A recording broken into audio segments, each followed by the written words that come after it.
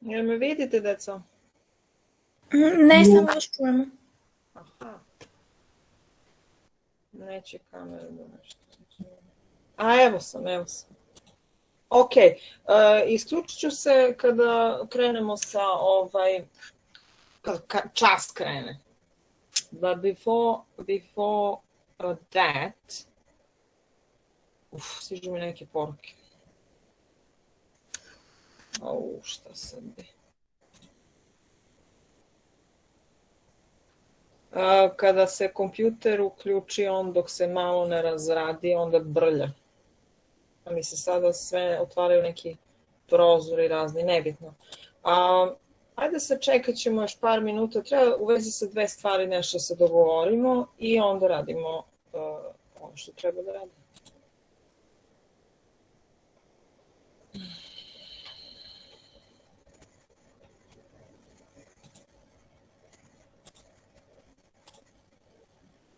Lepa auto, nema šta. Jel mi to zeta?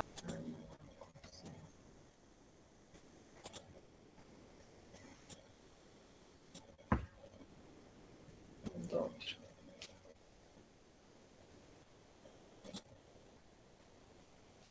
Ajde se čekat ćemo još malo.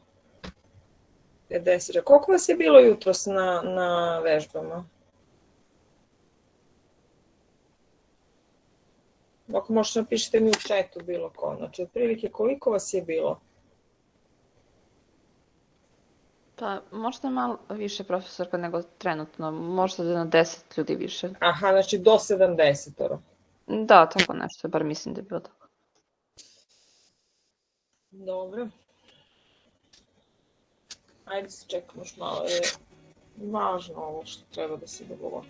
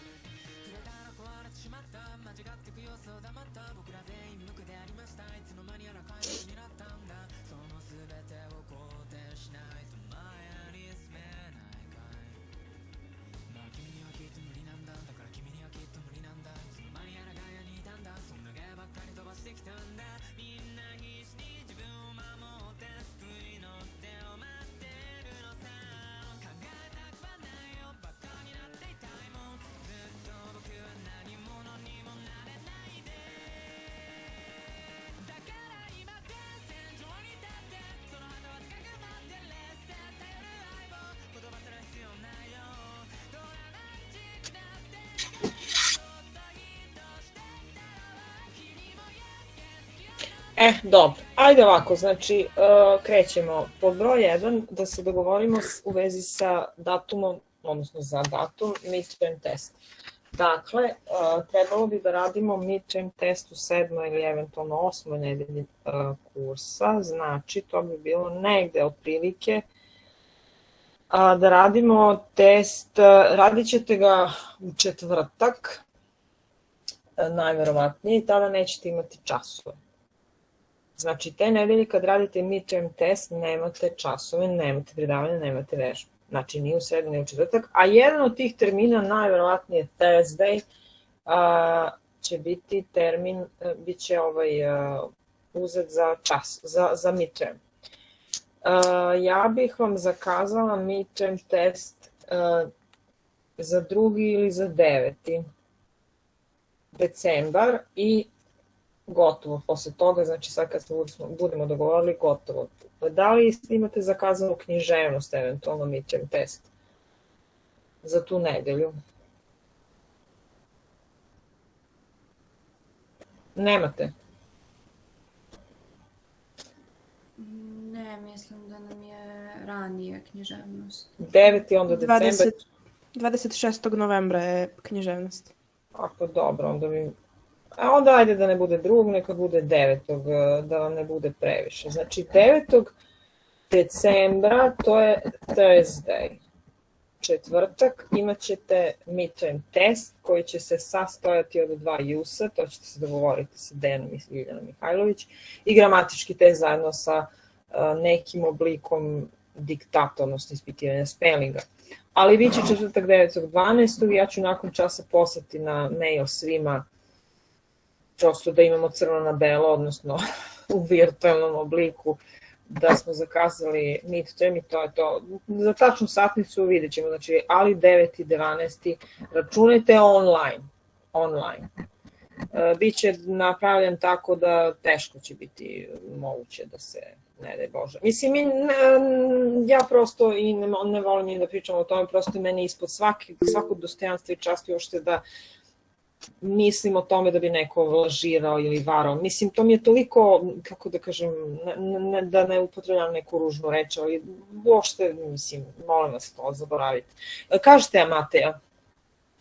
Ja se izvinjam što vas prekidam, profesorka. Ništa. U glavi mi je da mi iz britanske kulture imamo 9. isto kolokvijum. Mislim da je 6. Ne, 7. Ok, onda... Pa onda 9. Jer pasite, vi ovo spremajte usput i vama je dovoljno da dan pre toga prosto prođete kroz te reči i radite redno, poenta je kontinuitet. Eventualno možemo da zakažemo za 2. ako bi više odgovarao. 2. 12. i to bi bilo za manje od mesec dana. Ne, neka bude javilo, znači preseći ću i nema promjena, znači 9. i 12. Dakle, za 9. i 12. smo zakazali midterm test. Još jedna stvar je da u nedelji kada budete imali kolokvijum iz pedagogije, je li tako? Znači imate kod profesorke Marije Jovanović kolokvijum iz pedagogije uživo. Znači morate da dođete u amfiteatar, odnosno ako niste iz Niša, znači morate doći u Niš prvo i onda, eto. I te nedelje rotiramo časove jer profesorka želi da uzme termin u sredu upravo za taj midterm test. To u prevodu znači da ćete u nedelji koja kreće ajde da vidimo opet, 22. kako beše, 22.11. Znači nedelja koja započinje 22. novembrom, to je ponedeljak. U ponedeljak ćete imati časove kod mene i kod Dejana, 24. kolokvijum. Dobit ćete opet poziv, znači i od Dejana i od mene za te časove 22. novembra. Ne mogu da se setim tačne satnice. Kada imate časove iz pedagogije ponedeljkom? To je nešto... Od 12. Od 12, da, ja sam vidjet ću, znači dobit ćete poziv. Dakle, u četvrtak ćete imati 24. kod profesorke Marije midterm, odnosno kolokvijum, a od 22. ćete imati časove Seja 1 i kod Dejana, to je to. I treća stvar koju sam htjela da vam kažem. Rekla sam vam da pročitate drugi deo Adrian Mole knjige, knjige o Adrianu Molu. Kažete, Ksenija? Izvinite što vas prekidam, profesorka, ali evo ja sam gledam u beleškama i zabeležila sam 4. oktobra da će 22.11. biti prvi kolokvijum, samo ne znam iz čega. Iz pedagogije, verovatno. 22. i 24. Pa Pa da, pomeren je za 2 dana. profesorka Marija i ja smo se rotirale, znači tako smo se dogovorile, ona njoj više, ne znam, ne mogu da ulazim, ne znam zašto, uglavnom vi ćete pedagogiju imati 24. Kolokvijum, a C1, što znači da je to ta rotacija. A Emilija je rekla to je 7. Gledam datume sada, znači ne znam na što mislite kad kažete 7, to je 7. Ovo za 7. to je bilo malo pre za britansku kulturu. A, okej, dobro. Znači ništa, Thursday, the 9th of December, znači 9.12. imate kolokvijum C1, 22.11. umjesto pedagogije imate časove C1, a 24. kolokvijum iz pedagogije. Pišite sve, pa ja sve pišem, znači nemoguće je zapamtiti sve, niti treba mozak opterećivati stvarima koje se jednostavno zapisuju. I sad za treću stvar na koju sam htjela da skrenem pažnju, jeste, smo se mi dogovorili da drugi deo knjige pročitate za 20, ne, ja sam bila rekla za 1. decembar. Da, ne za 1, za 24. ipak, a ne, nećete, vi imate kolokvijum, znači, za 22. Za 22. jer imate imamo ukupno 5 delova knjige, nećemo stići, znači za 22. Znači, Adrian Mole je za 22. Znači, nakon časa ću poslati jedno obaveštenje, jedan e-mail svima, da vam prosto to bude kao podsjetnik. Znači, za 22.11. Adrian Mole. I, once again, I will tell you that you're supposed to learn all the words from the extracts that we read in our classes. So, for example, in your oral exam, if you have a text from the book that we talked about in our class, you're supposed to know all the words. You cannot just not know the words. I mean, it will lower your grade, or if your interview is really bad, then you will have to repeat the interview. And if it happens that you don't know certain words, it won't affect the interview, because it's not possible to expect from you to know literally all the words from the book. But the extracts that we do in our classes, yes, you have to know all the words from those extracts. And now I'll turn my camera off so we can talk about Adrian Mole once again, because we did not finish talking about the first section, and that's the first part of our classes. And then the second part of our classes is about another topic, which is about spoken language, the grammar of spoken language. It's a really interesting topic, and I think you will like it. And in particular about the grammar of conversation as a type of spoken language. So far you have gone through, read, studied different types of grammar books, which are actually about descriptive grammar, about the grammar of written language, and how you're supposed to express your thoughts when you write. And when we learn how to talk in our oral exam and make a speech, we actually rely on written language. And the more we are educated, the more our language sounds like written language. Like it's based on ideally formulated written language. But it also means that we have to be aware of what the grammar of spoken language is, and lexis, the grammar and lexis of spoken, which is not the same as the grammar of written language. And spoken language, it's a very broad term, so we cannot talk about all different types of spoken language, and we'll focus on conversation as a type of spoken language and its grammar. It has a completely different grammar form. Well, not completely different. that's just an overall generalization, but it's definitely different from the grammar of written language. And again, at the same time, it has to be based on the grammar of a language if we talk about English language, on the grammar of the English language, but it's different. We'll see how it's different. And of course, if we talk too much today about Adrian Mole, we'll talk about this topic next time. We'll talk about that. And now let's talk about Adrian Mole, and I'll turn my camera off so everything. So just to be on the safe side. I don't want the computer to freeze or the connection interrupted, so I'll just turn my camera off. And I think I had some volunteers last week who did not have their chance to read any text. I think, was it Vanya who read the last passage, or Mariana, or Emilia last week? I read the last text, Mariana. Ah, so it's Emilia. Emilia Mrvić, ja mislim. Je li tako? Ako može Emilija, ne znam da li imamo dve Emilije, pa ja sad grešim. Two Emilies. Nemamo dve Emilije.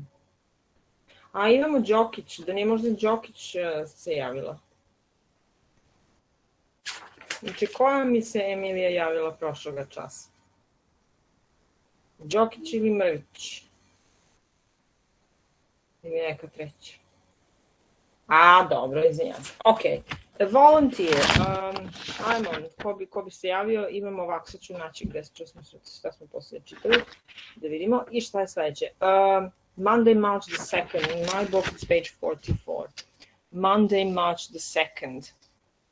My mother has just come into my room. It's a very interesting exercise, and just feel free to talk, and you need to talk in your class, and don't worry about making mistakes, because it's so normal, and you just have to relax. Luca, thanks. Okay, so Luca, thank you for volunteering to read this extract, and it's in my book, it's on page 44. Monday, March the 2nd. My mother has just come into my room. 45 in my book. Okay, yes, we have different editions. That's okay. Yes. Okay, just tell me when to start. My mother, yes, you can start. My mother has just come. That's the Monday, March the 2nd. Yes. My mother had just come into my room and said she had something awful to tell me. Yes. I sat up in bed and put a dead serious expression in my face, just in case she got 6 months to live, or she'd been caught shoplifting or something. She fiddled with the curtains, dropped a cigarette ash all over my Concorde model, and started mumbling on about adult relationships.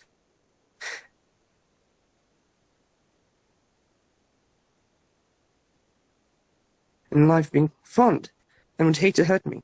And she said that for some women, marriage was like being in prison. Then she went out. Marriage is nothing like being in prison. Women are let out every day to go to the shops and stuff, and quite a lot of days to work. I think my mother is being a bit melodramatic. Finished Animal Farm. It's dead symbolic. I cried when Boxer was taken to the vets. From now on, I shall treat pigs with the contempt they deserve. I am boycotting pork of all kinds. Okay. So, could you summarize the basic events, let's say, that are given here in this extract? Yes. So basically, Adrian's mother comes into the room and she tells him about how she's very, very stressed out, obviously, and she's smoking. And she tells him about how she feels trapped in her marriage and how she feels about the marriage. But obviously she's talking to a child and he doesn't quite understand. Yes. And he's also very confused about why she's upset. You will be surprised to see, or actually to realize how childish adult people can be. I mean, maybe you wouldn't, actually.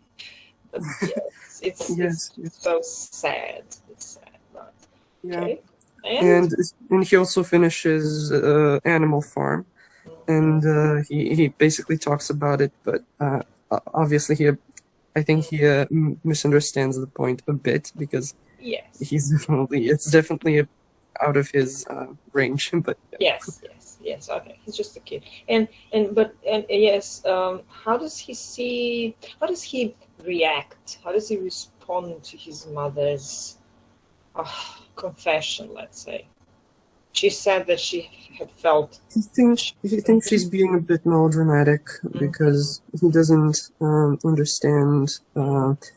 Doesn't understand why she feels trapped when women are let out every day to go to the shops and stuff. Which it's a bit of dark humor.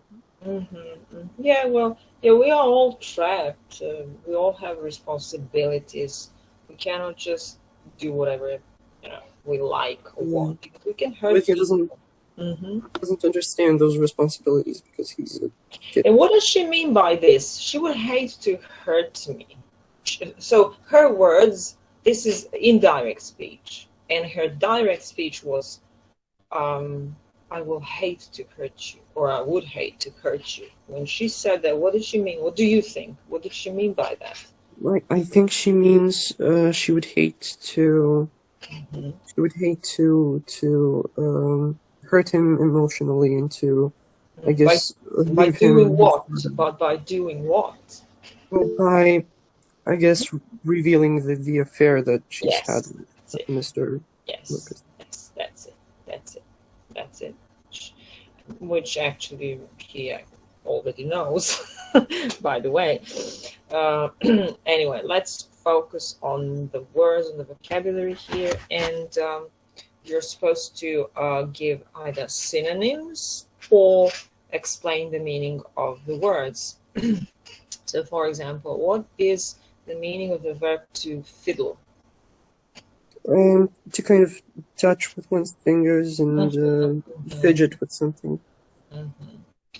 Yes, fiddle, fidget, make some, I don't know, strange movements with your hands, with your legs. Yes. And to drop something, what does that mean? Well, to let it fall. So if you drop litter, what does that mean? To drop litter. Drop litter. Well, it means you let it spill. So you don't say throw litter, but drop litter in the street, right? That's the collocation. What is contempt? It's a very interesting word, contempt. Contempt. That's on the next page. Contempt. I know what it means. I don't think I can explain it. It's like it's a negative emotion. That's what kind of relation between two people? What kind of relationship do two people have if one of them feels contempt for the other? Well, it's a very bad and strained relationship. That they perhaps don't want to be in. They feel like they want to distance themselves from the other person. Contempt actually means that you're feeling superior, and because someone thinks that they're superior, that they're better, that they're they would want to cleverer, they look down on that person or people. So there are many, let's say, narcissistic people who look down on people, feel contempt for other people because they believe, of course wrongly, that they're better, and they despise, they hate, they that's a very, very, very negative emotion and a sign of a very bad personality. Okay. Yes, and probably a little bit of insecurity as well. Yes, definitely. Always. It's an type of emptiness that you cannot feel with normal things on, by doing normal things. But yes, that's a very interesting topic for discussion. But anyway, let's talk about Adrian. Boycotting, to boycott something. He is refusing to. He's refusing to participate, to indulge in Excellent. In this case, he's refusing to eat pork. Yes. Abstain. From, I don't know. You can abstain. But usually with a specific aim or goal. Okay, boycott. Yes. Boycott is, let's say, it belongs to the political register, I would say. But yes, he uses "I'm boycotting pork." It's like it's different from you don't want to eat. It's different in the sense that you expect other people to see that you're actually doing something to show something. You want to send a message. It's not oriented towards yourself only. It's oriented to the external world. You want to show something. It's a type of a virtuous signal, usually. Yes. Okay, thank you, Luca. Nice talking to you. Let's go to the next extract. Nadia. Yes, thank you, Nadia. Monday, March the 9th. In my book, it's page 50. Monday, March the 9th, Commonwealth Day, and it's a very interesting section. And this extract will be part of the set of the text in your interviews, in your oral exam. So, and there are many words here that you have to remember and prepare for the oral exam. Nadia, could you read the text? Yes. Mr. Lucas has put his house up for sale. My mother says the asking price... Monday, March the 9th. Monday, March the 9th. Oh, sorry, wait. Monday, March the 9th. Okay, I see. To će nam biti zapravo sljedeći tekst. 19, I started reading. Okay, Monday, March the 9th. Clean toilet, washed basin and bath before doing my paper round. Came home, made breakfast, put washing in machine, went to school. Yabber kent his menaces money. Went to Bert Baxter's, waited for social worker who didn't come. Had school dinner. Had domestic science, made apple scramble. Came home. Vacuumed hall, lounge and breakfast. Lounge. Peeled potatoes, chopped up cabbage, cut finger, rinsed blood off cabbage, put chops under grill, looked in cookery book for a recipe for gravy, made recipe for gravy. Strained bumps out with a colander. Set table, served dinner, washed up. Put burnt saucepans into soak. Got washing out of machine. Everything blue, including white underwear and handkerchiefs. Hung washing on clothes horse, fed dog. Ironed PE kit. Cleaned shoes. Did homework. Took dog for a walk. Had bath. Clean bath. Made 3 cups of tea. Washed cups up. Went to bed. Just my luck to have an assertive mother. So what is this text about? Well, this text is about his day, what he did, all the obligations he had to do. And in the end, we see that he is unpleasant with his mother, that she doesn't look very well after the house and the tasks she has to do. So, do you think this is too much for him? Well, yes, because he's too young for doing all this. I mean, to clean the toilet, wash the basin and the bath, do the paper round. It sounds like, I don't know, like there are a million jobs that should actually be done by, I don't know, at least 2 or 3 people. So why do you think he lists all these things?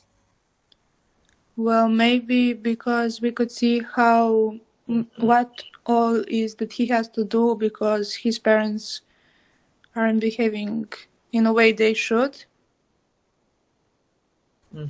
and maybe some kind of relief, or Yeah. he's angry and he's listing out everything he's done. Probably just to get it off his chest and to feel better. Yes, it can be a therapy. Just write it down when you're annoyed by something, and you don't have anyone to go to say how sad you were. And he gave Barry Kent his menaces money. What is that? I mean, who's Barry Kent? Well, that's the bully from the school that won't leave him alone, and he has to give him daily money. So they all have the same problems that we have here in our country. It's not like they don't have their bullies, that they don't have problems in primary and secondary school. So it's good to know that we shouldn't ever idealize other countries. They all have their problems. And he gave Barry Kent his menaces money. So what did he have to do so he could be left alone? Well, he had to pay with money he gets for, I don't know, for lunch at school or for daily basis. I don't know. Okay, he definitely had a busy life. Right, let us discuss some of the words here from this text. And in addition, I told you that in your oral exam, if you have a text that we talked about in our class, it will be expected from you that you know all the vocabulary, and not only the meaning, but also the proper pronunciation. So that means that you always have to look up words in your dictionaries. And don't ever feel, I don't know, I mean, when I correct you, when you pronounce words, I will always like, and I always like, when I make mistakes, I want people to correct me. You just get used to it. It's good to have people who correct you. Yes. It's bad to have people who don't correct you and make you better. Right. Anyway, so in your oral exam, you're supposed to, know all the words, the meanings, and the correct pronunciations, which will be a sign that you actually use dictionaries. Okay. Menaces, money. How do you understand the word menaces? Well, like for bullying, for... What is menace?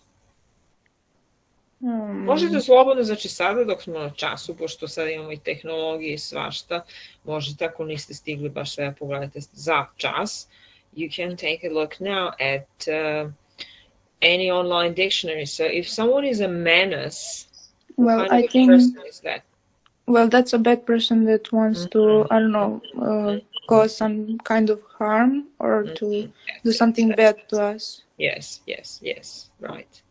It's like a drill. The more you use dictionaries, the better you will become and define things. And you have to do it all the time in your studies, right? It's a person who does something bad to other people, threatens them, bullies them, as you said, harms them, endangers them, right? So he had to pay for that to stop. What is... Pazite, ovo apple crumble, verovatno ne znate šta je, ali vi ćete na ispitu pitani šta je to apple crumble. It's a dessert. We'll just stop with that. So it's a dessert, and when you prepare for the exam, you will have to take a look at the word. We cannot discuss all the words now here, but apple crumble, definitely a dessert. And I'm just going to ask you, Nadia, what does this suggest, crumble? Crumble. What does this suggest when you say that something crumbles in your mouth? What do you think? Well, when something is, I don't know, cut it in small pieces, and when you're eating it, I don't know, it's in small pieces. And if when you eat it, it crumbles in your mouth, which means that it. Well, we could say it melts in your mouth because it breaks into pieces, and then those pieces melt. Right. What is vacuuming? What does it mean? Usisivanje. In English, to vacuum. To clean the dirt of the floor with machine. With the With vacuum machine. Right. Okay. And a lounge. A lounge is. Wait a minute. Mm-hmm. Is something for resting? I'm not sure It's what a does it mean. room. It's a room. Yes, it's a room where it's like the biggest room in your house, right? Where you sit during the day and you can invite guests, right? Do whatever. You don't sleep. Well, you can sleep. You know, when you say I'll sleep in the lounge, what does that mean? That means that you don't sleep in the bedroom, and for example, you can have guests and then allow them to sleep in your bedroom, or you don't, or you actually allow them to sleep in the lounge, or you're angry with your, I don't know, husband or wife, and then you say, I'll sleep in the lounge. Okay, chopped up cabbage. What is, okay, first of all, to peel and then to chop. These are ways of preparing food. Peel and chop. To peel is to remove the thin layer of skin from the food, and chopped is like cut, I think. Into what? Into small pieces. Yes, I think. That's it. Chop is too small, to cut into small places, and to rinse blood. To rinse. To rinse is to wash. Okay. Wash off. Okay. What is gravy? Gravy. Is it a sauce? Gravy. Well, I think that's mixture of. A mixture of. I don't know, meat or. Not a meat. No, not a meat. A mixture of meat, but it's a sauce actually made from what? You can take a look at on the internet. So it's made from what? The reason why I'm asking you to do this is to just. I'm trying to make you do that. Get used to doing that all the time. So it's gravy is a sauce that you use when you eat meat, but what is it made from? It says that's made of meat juices and flour. Yes, it's kind of strange. Yes, you first extract that from meat and then you put it back so you can eat it. Yes, without that, I ate it in England. It's like meat is just too dry the way they prepare it. What I ate actually during that lunch, not lunch, but dinner, it's too dry and you need gravy to make it soft, right? To strain lumps. What does that mean, to strain lumps?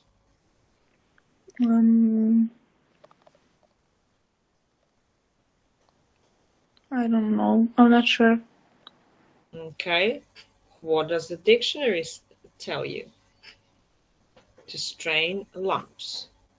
Well, I typed it, but nothing came back. No, that's not possible. To strain. You can type in define, strain. Znači ukucate ovako možete na jedan metoda. Znači svako pronađe svoju metodu. Ovako možete ukucati define, sad ću da vam kažem. To morate budete neumorni u tome i da ne odustajete. Ne odustajete nikada. Jer u nekom trenutku će on to postati potpuno, kako kažemo, automatizovano. Define strain. Znači ukucate define strain. I onda će vam izaći razni izvori, razni rečnici. I možete čak da dodati pored ime rečnika. Morate biti istraživači. Svaki student je istraživač, znači tako se radi. Da nalazite, kako da kažem, puteve i rešenja. Strain. Evo, kad ste ukucali define, strain, šta vam je izašlo?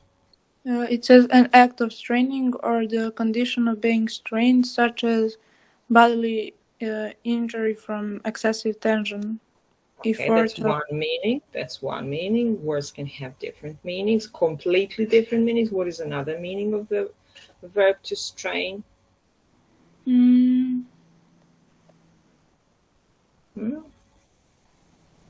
Group of presumed. I don't think it's for Yes, there are many different. So you look for the verb to strain, or the noun to strain, and when you find verbs, and you find the exact meaning. It's good that you actually. To squeeze. Okay, to squeeze. Anything else more specific? That's it. Squeeze or separate what from what? Or to remove something. From something, yes. To remove something from something. For example, to remove solid food from liquid food. So, and you always try to imagine the picture in your mind. So you have to have the picture in your mind, predstavu da imate u glavi. To strain lumps, to remove liquid food from solid food by using a colander.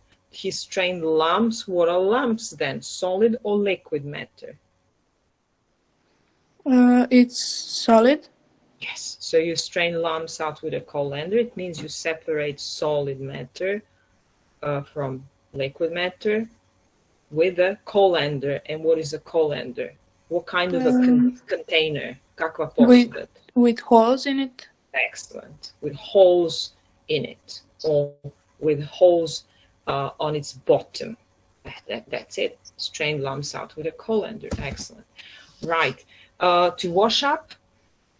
To rinse something, to take the dirt off. Anything else? It's not exactly. To wash up, to do the dishes. What does that mean? To do the dishes or wash up? To clean the...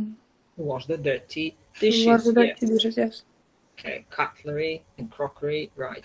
Put burnt saucepans into soak. What are saucepans? What kind of pans are they? The name itself suggests kind of sauce. What kind of a saucepan?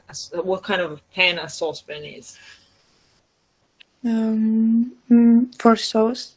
Okay, what does it mean that it has to have what? It has to be deeper. Can you make sauce in a shallow pan? In a pancake pan? No, it has to be deeper and have a handle and probably a lid.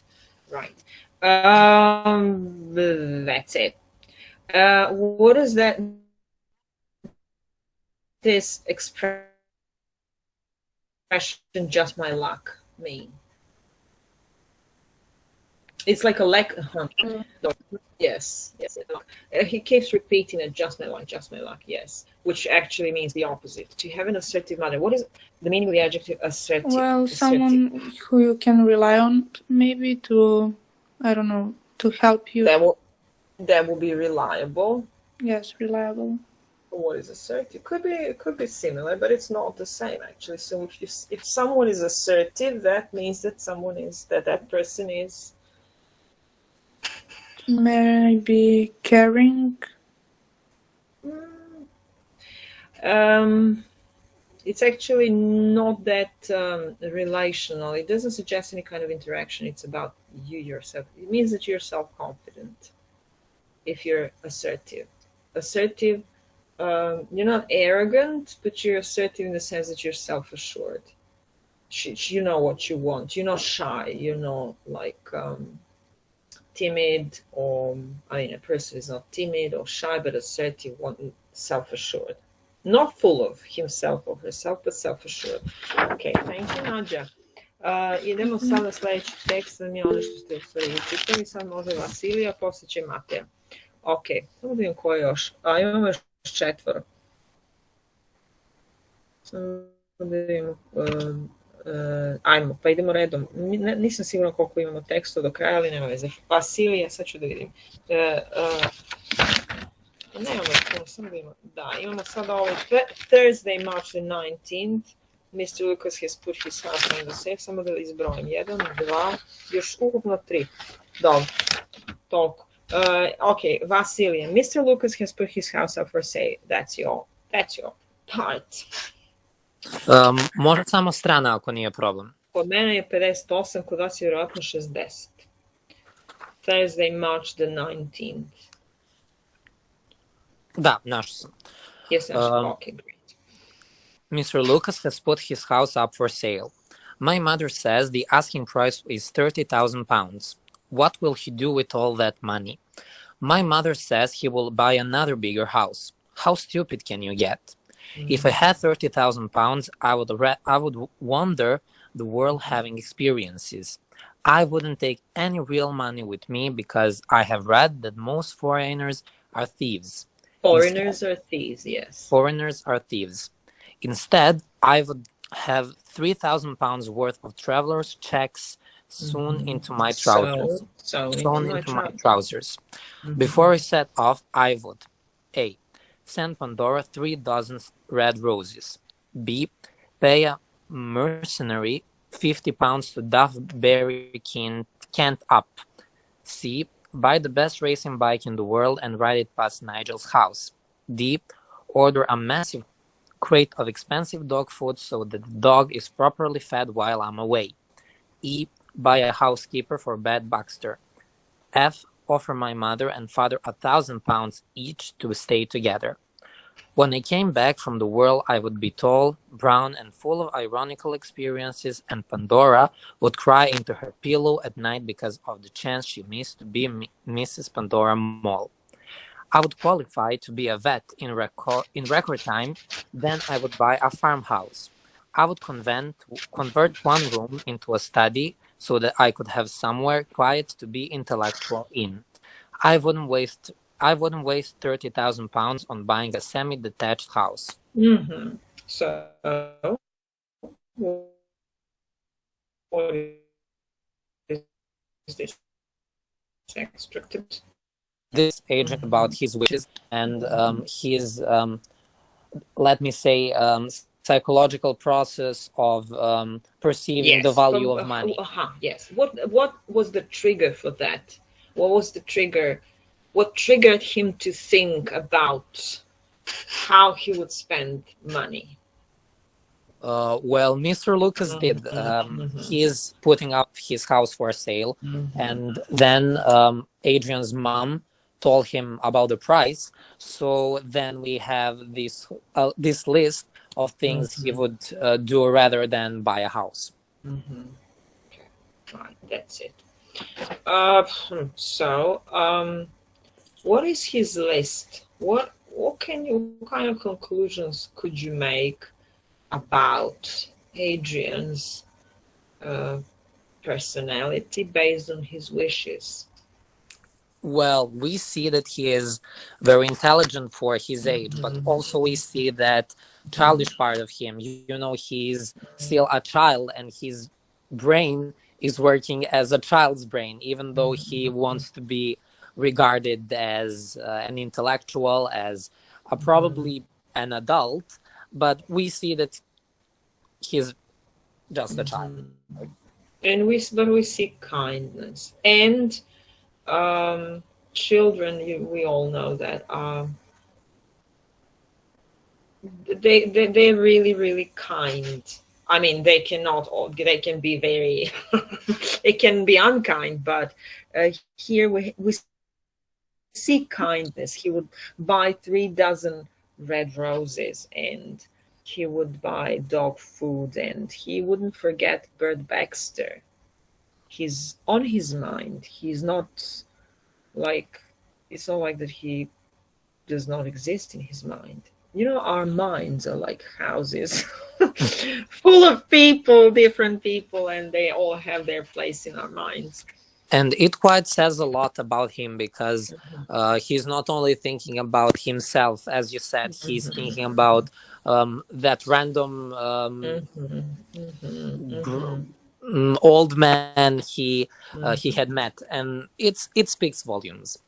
Yes, and it's excellent. It's not like he would say, I would run away from my house and never come back and become I don't know. We see that he is adventurous. We see that he is that he wants to experience the world. But on the other hand, we see that he loves his family. He's he's actually well mannered and probably has kind of good moral. Yes, he's a nice child. Yes, he has problems with his parents. His family is chaotic, and he tries to deal with that, but not in a bad way. He keeps things under control in his mind. Okay. I also like how sensitive and analytical he is. Yes. Not in this text particularly, but throughout the whole book, we see that multiple dimensions of his personality, and I just think it's a great. And yes, I agree, and I think he's critical, and he is critical, but he never ever condemns people or judges them. He's angry, he shows anger, he feels different kinds of emotions, but he never crosses that boundary and becomes judgmental, like she should be this or that. Yes, he's angry, but not judgmental, right? And what is the meaning of the verb to wander? He would wander the world, wander. Probably to travel, to experience things. In what way? If you wander, it's a way of walking, moving. In an the definition is that it is to walk without a name. Without a name, so you just travel the world. Yes, and maybe the synonym could be roam. I don't know. Yes. You're the first year. In the second year, I think you will read the poem I wandered lonely as a cloud. Znate kako oblačić luta po nebu, tako I to, wandering.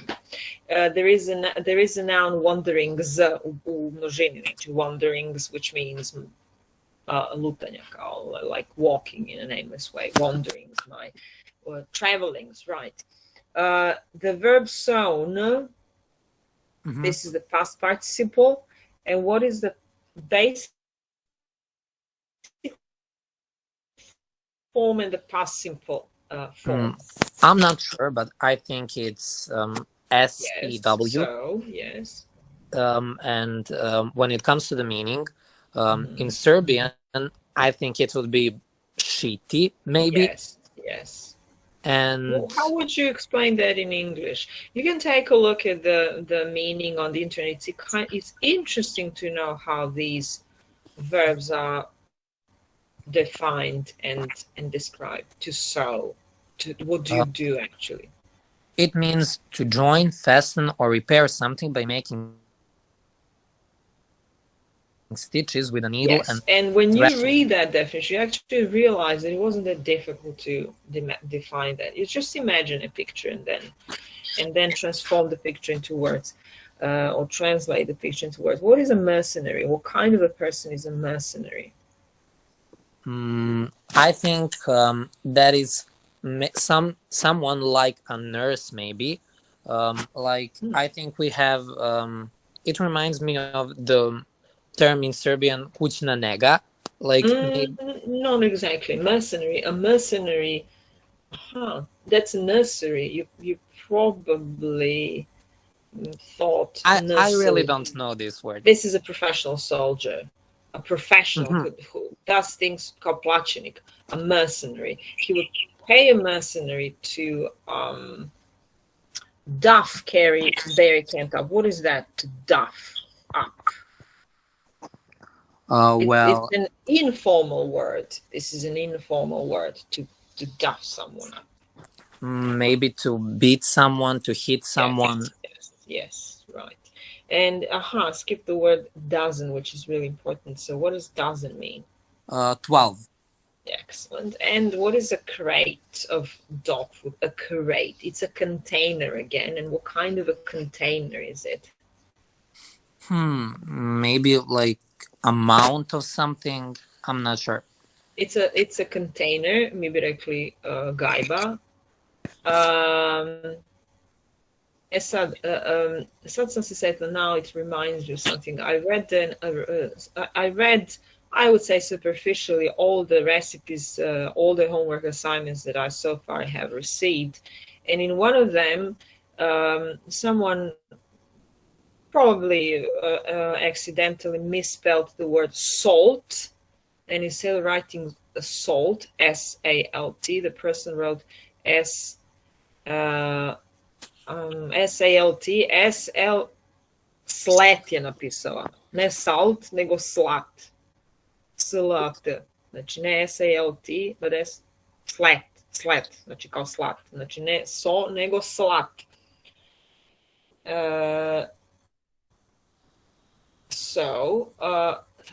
Ta druga reč koja je pogrešno napisana, znači umjesto salt, slat. Slat je kao daščica. And you have that in a container. It actually consists of those slats.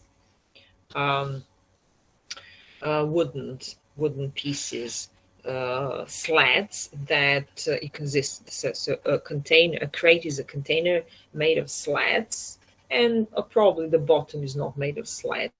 It's made like it's a wooden piece, and it's used for doing what? For storing food and for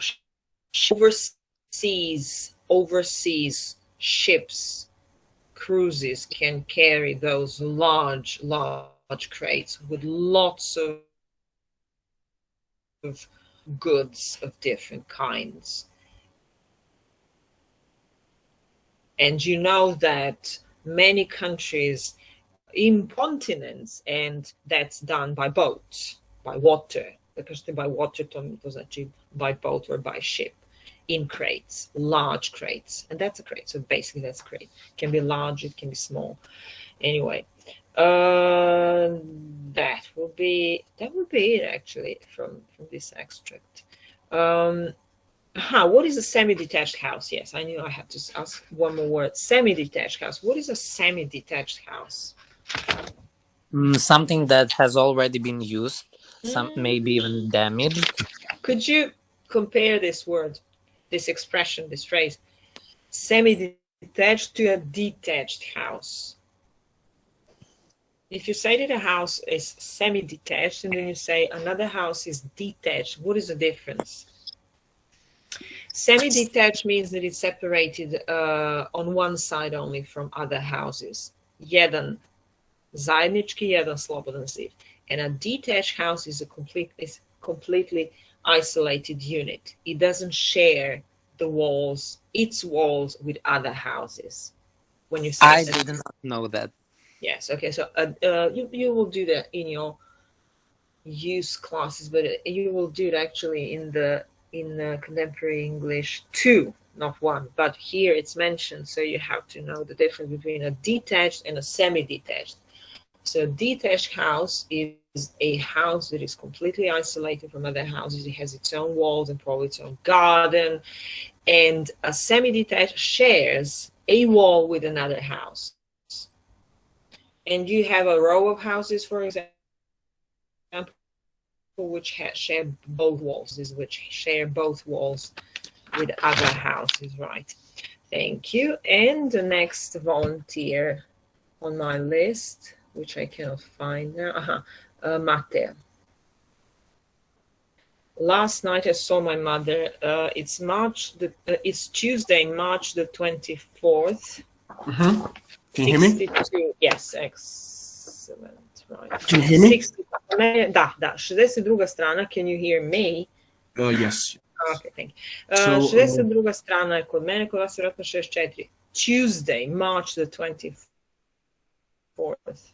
Tuesday, March the 24th.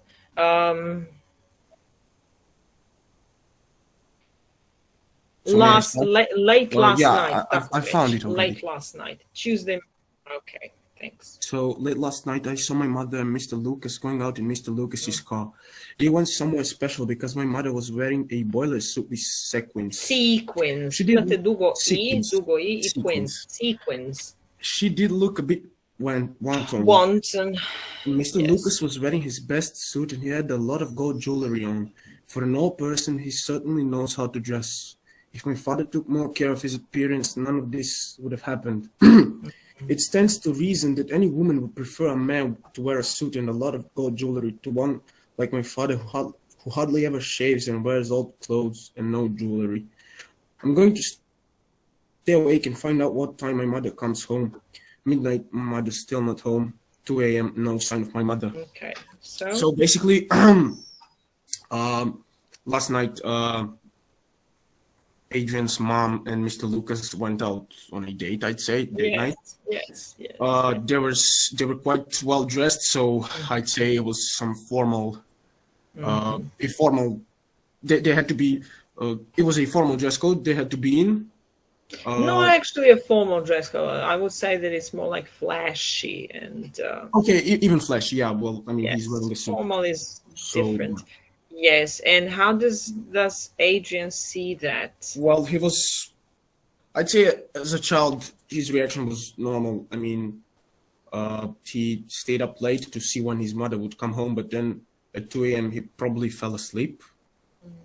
And then also he kind of how does he rationalize that? He says, if my father took more care of his appearance. Yeah, well, basically, he compares his father to Mr. Lucas, and he basically thinks that if his father took more care of himself, he probably never had any problems with his mom. So, yeah, yes. I mean, yes, he tries to understand. A genuine reaction out of a 13-year-old, 14-year-old, not sure how old he was. So basically, 13 years, yes, and 3 quarters, yeah. Okay, right, yes, that's how he sees that. So she was wearing a boiler suit. You can take a look on the internet, because if we were now in the normal classroom, I would now show you the images of boiler suit on the PowerPoint, but that's the reason why I'm asking you to go online now. Not online, but to go to type in the word boiler, actually boiler suit, and see, because it's when we talk about clothes especially, there is no better way than to just look at it. So yeah, I'm looking at it right now. What is that? Basically, it kind of looks like an overall. Yes. It's basically a one-part suit, which basically covers everything except your head and your... Yes. Well, And palms. yes, but her boiler suit was with sequins. And what are sequins? Mi kažemo šljokice. Znači, šta su to šljokice? What are they actually? Sequins as... You mean the definition? Well, like, well, since sequins were on her boiler suit, I'd say they would have to be sewn on. Yes, and so they're like discs. They're small, shiny discs. Yes. Discs, okay. Yes, right. And they're used as ornaments. That's why I said that they look flashy, right? Because they went out. Yes, and it's definitely in such bad taste to just go out of your own house and leave your child to just go on a date and you have your husband. It's, I don't know, it's just horrible. Anyway, what is that's it, Matej. Okay, let's thank you, Matej, and let's talk about our last section, our last extract for today. Nicolia, I think it's her turn. Nicolia. It's Monday, March the 30th. A terrible thing happened last night. That's okay. Yeah, that's just the next page. A terrible thing happened last night. Yeah, I night. found it. Okay. A terrible thing happened last night. My father and Mr. Lucas had a fight in the front garden. The whole street came outside to watch. My mother tried to separate them, but they both told her to keep out of it. Mr. O'Leary tried to help my father. He kept shouting, "Give the smarmy bugger one for me, George." Mr. O'Leary, Mrs. O'Leary was shouting horrible things at my mother. By the sounds of things, she had been watching my mother's movements since Christmas. The civilized meeting broke up at about 5 o'clock when my father found out how long my mother and Mr. Lucas had been in love. They had another civilized meeting at about 7 o'clock, but when my mother disclosed that she was leaving for Sheffield with Mr. Lucas, my father became uncivilized and started fighting. Mr. Lucas ran into the garden, but my father rugby tackled him by the Laurel Bush, and the fight broke out again. Laurel Bush. Laurel Bush, and the fight broke out again. It was quite exciting, really. I had a good view from my bedroom window. Mrs. O'Leary said, "'Tis the child I feel sorry for." And all the people looked up and saw me, so I looked especially sad.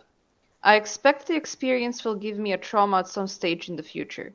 I'm all right at the moment, but you never know. He's so intelligent. Yes, and it actually does leave traumas on us. Yeah, but I like that he can joke about it. He seems like a very...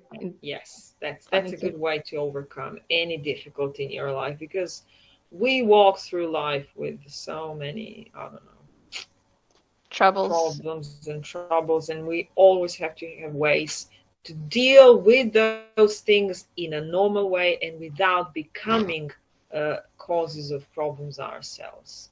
So if someone bullies us, we should always deal with it in a way that we don't become bullies ourselves. I mean, I feel like he has a way to, like, he's going through something very, very traumatic and hard on him, but he manages to see it from a very outside perspective, which I feel like a lot of people even older than him don't. Yes, I think it's even at our age, it's like 20, and I assume even when we're going to be older, it's going to be really hard to put yourself in a situation where you can look at a problem for like a bird's perspective, not from the perspective and not you're lose in. it, and not lose your cool, and not break down, which can happen. Yeah. Sometimes it's just more than we can bear, but to not break down and to be calm and composed, not to become dysregulated and disintegrate and start doing things that you will later definitely regret. Definitely. So we always have to think about how to deal with things without doing things that we will later regret. Definitely. Unless we're psychopaths, and psychopaths are actually not that not such a frequent population of people. They're very rare people, but anyway. So give this mommy bugger one for me. This is informal language. This is informal language, and it's bugger is an annoying person. So this is these are examples of informal language. Let me ask you to explain some other words. Or before that, actually, you can tell me what happened. I mean, what did his mother decide to do? Well, she decided to leave with Mr. Lucas to Sheffield. That's probably why he was also selling his house earlier, to get money for them to leave and escape together. Yes. So the family at the end of this part of the book disintegrates, and she's leaving. And then what happened to his father? What did his father do? Well, his father got very angry, understandably so, because he didn't know about the affair. And when he found out, he got into a fist fight with Mr. Lucas out of anger, because he found out that his wife was cheating on him. And Mr. O'Leary, what did he do? Well, he tried to help. Navio, kako bi se reklo navio? He rooted for. He was cheering and rooting for Adrian's father. Why? Because Mr. Lucas was probably a bad person in the eyes of many, and they think that he was the one who did something wrong here, because he was the one that caused Adrian's mother to cheat in the first place. Well, yes, that's it. And he identified somehow, and yes, and he felt sorry for the child.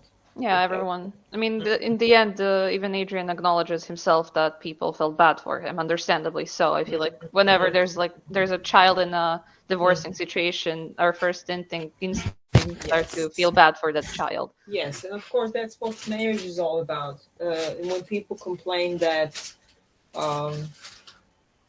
well, we stayed in our marriage because of the children, of course, yes, and the children are more important. If you have children, they're more important. So, I mean, sometimes it's sometimes it's better to. I mean, I feel like if there's fighting in the marriage, this is just my personal opinion. I feel like if people fight in marriages, that it's better for the child to not be in a marriage that is constant fighting and abuse. Sometimes it's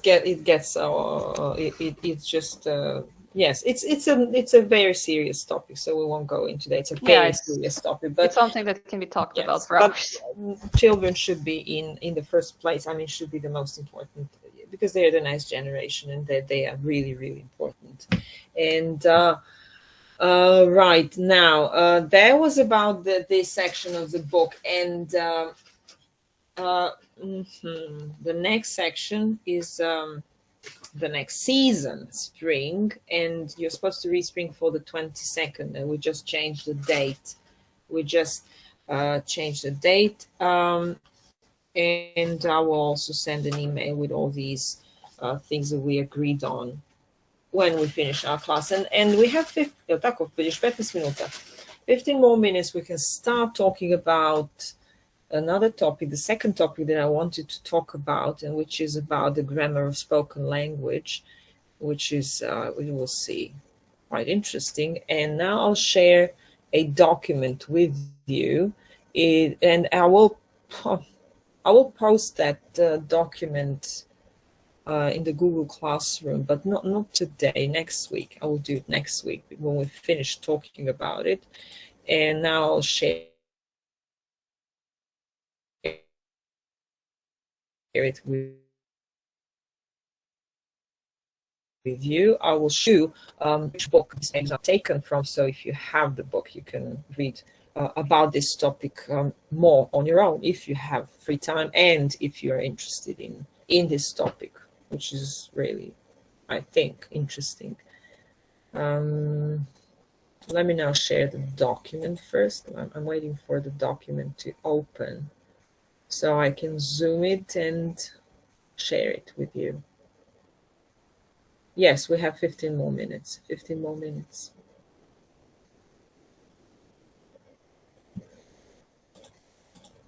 Okay.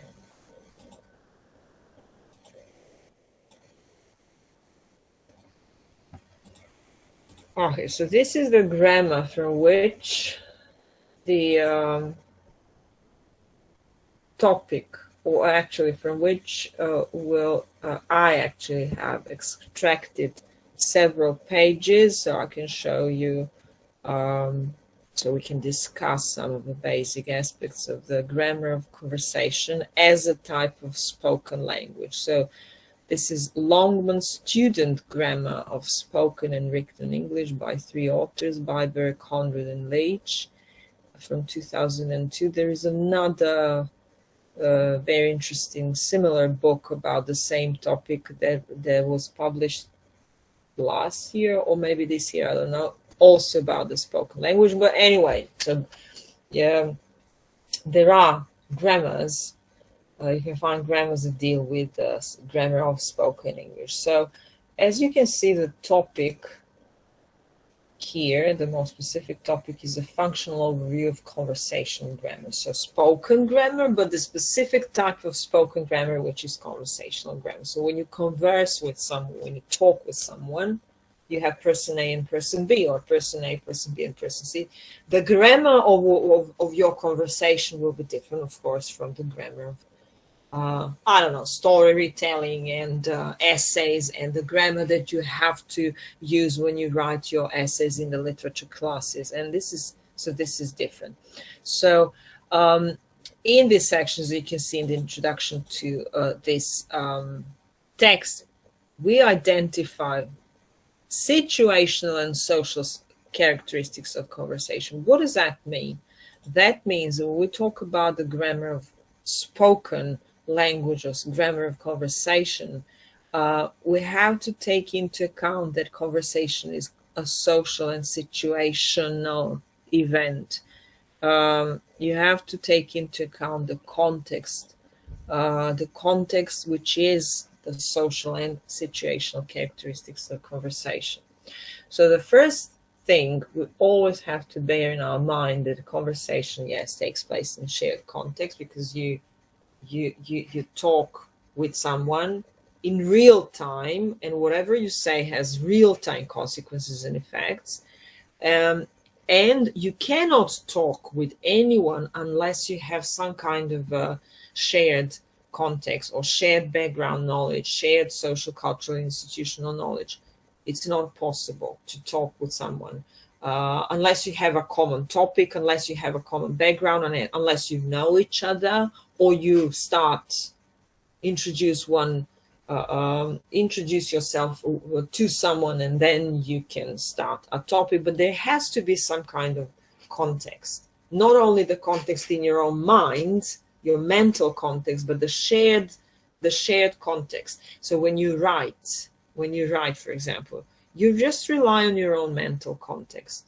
You use words from your mind, you use sentences from your mind, but that's like a monologue. It is a monologue. It's like a soliloquy based on your knowledge. And when you converse with someone, it's a dialogue. It's a dialogue. You have to have some kind of shared context and overcome your mental limitations. And in that sense, in conversation, because you talk with someone, we in conversation use a lot of pronouns, because we know who's who. So we use personal nouns like you, she, it, they. U srpskom imamo vi za ljubazno obraćanje.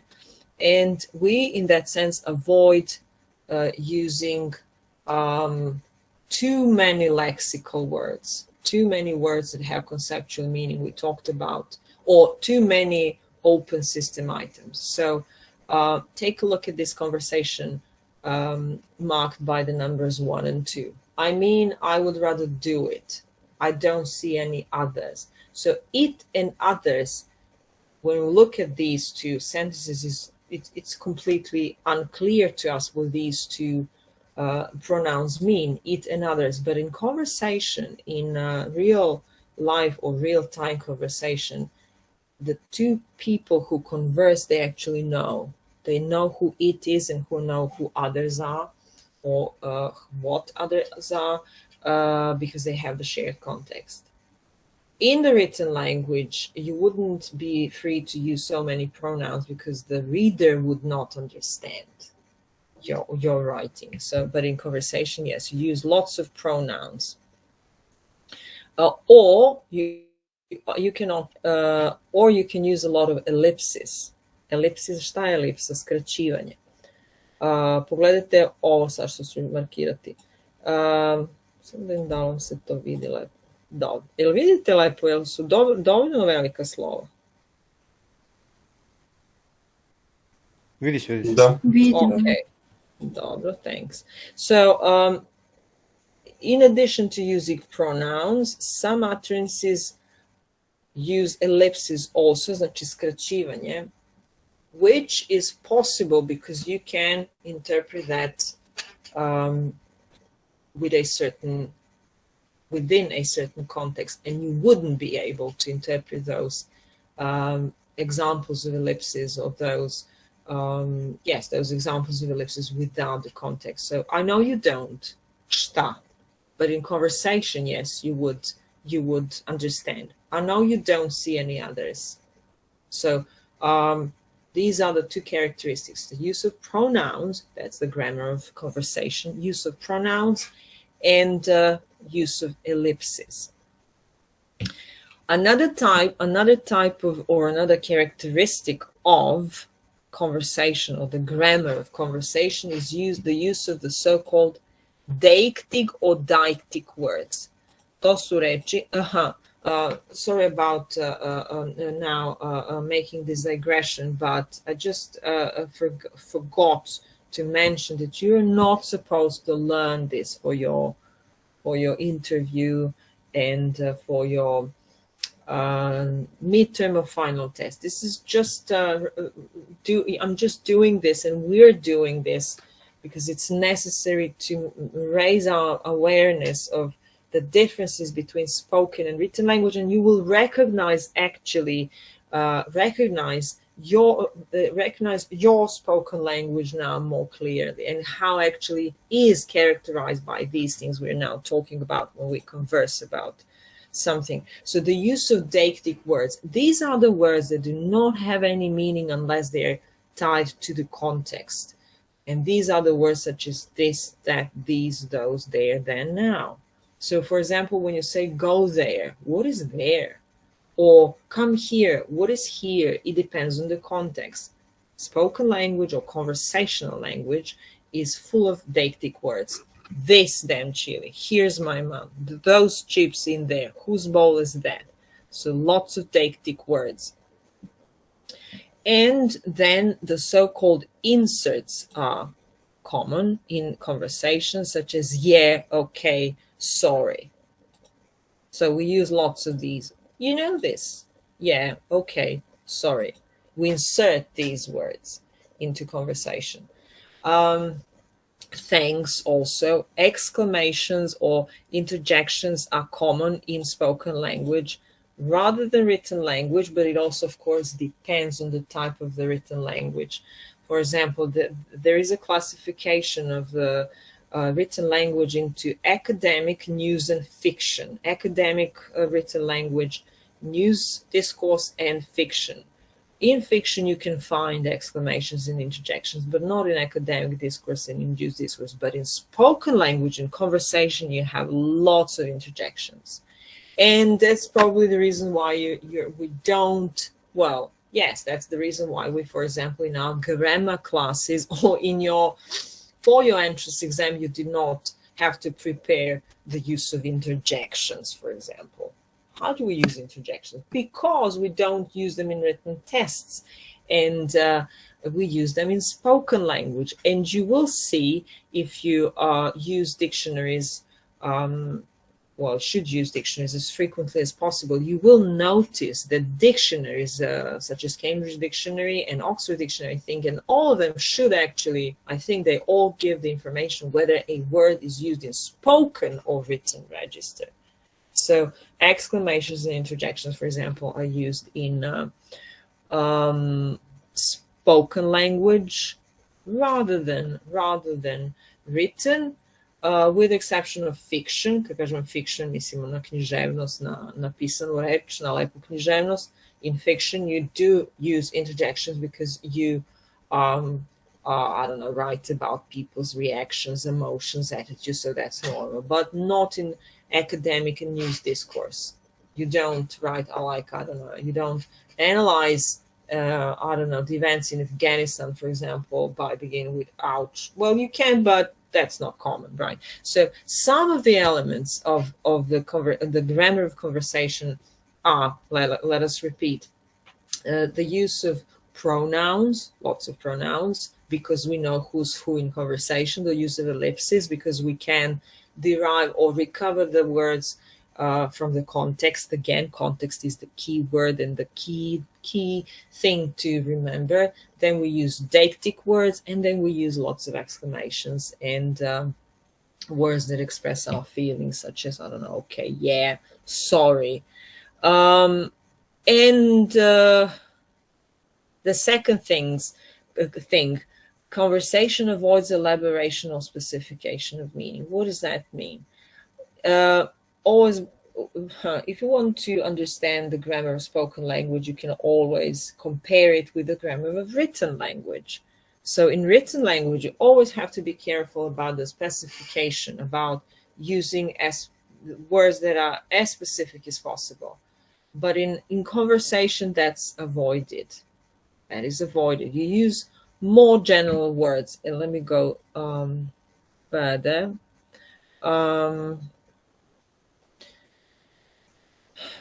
For example, one of the examples of the lack of specification or elaboration, of using specific vocabulary and very complex vocabulary, which actually suggests precision, is the lack of syntactic elaboration. Šta to znači? Koriste se jednostavnije rečenice u konverzaciji. You use less complicated language in conversation. And one of the most frequently used syntactic structures is that complement clauses or WH complement clauses. Znači, često koristimo takve vrste elaboracija, jednostavne vrste elaboracije, kao što su, do you think they will come back from Europe? I don't know how much it costs. But you don't use very complex compound structures, which actually are more similar to paragraphs rather than sentences. That's characteristic or typical of spoken language. And we use the so-called lexical bundles. So you see the bolded phrase lexical bundles. Lexical bundles are like phrases that are frequently repeated in speech. One of the, I don't know, best examples of a lexical bundle is the word don't know. I don't know. That's like something we repeat all the time. And these lexical bundles are also words or phrases that express our attitudes towards whatever we say. Then, in conversational speech, we use lots of hedges. Šta su hedges? To je ograđivanje od nečega. And you have probably noticed that in your speech. You use a lot of basically like, stuff like that. Vidite ove rečenice. We have to like hold each other's hands. I've got order forms and stuff like that. And she's just turned over 80 odd. Znate što znači 80 odd? Danas se ovo čak i piše sa hajfenom, znači trebalo bi 80 hyphen odd. To ništa nije čudno reći, vremenom dobiju hajfen, pa na kraju se ispoje skroz. Ovo se neće spojiti, ali u Cambridge Online Dictionary već se piše sa crtom. 80 odd znači kao otprilike 80 godina. And this word odd is used with words like 80, 40, 30, znači cele brojke. So, otprilike 80. She's just turned over 80 odd. 80, mi bi rekli otprilike 80, tako 80 godina. Right, so in our spoken language, we use lots of the words that are described as hedges, like, sort of, kind of, stuff like that, odd. And you, in your oral exam, should try to avoid these words because your oral exam should look more like written grammar, like descriptive grammar, because that's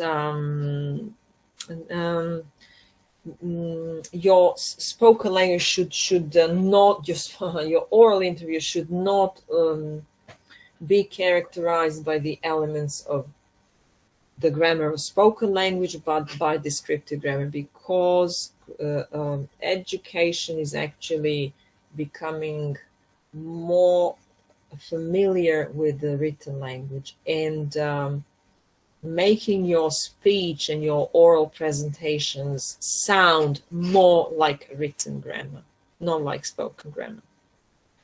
And especially because an oral interview is a specific type of, it's a specific framework. It's not everyday conversation. And what I'm now speaking about is everyday spoken conversation. But the oral interview is not an everyday spoken conversation. It is a specific type of speech event.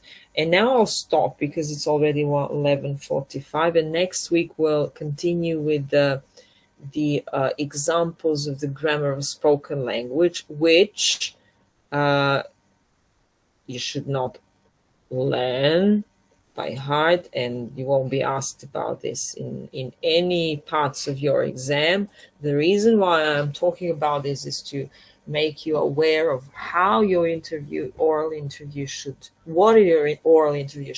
look like, and it should look like more like descriptive grammar, not this conversational grammar. Okay, that's it for today, and I'll send you an email with all the notifications regarding different things we talked about at the beginning of our class. Have a nice day and see you next Wednesday. Goodbye. Bye-bye.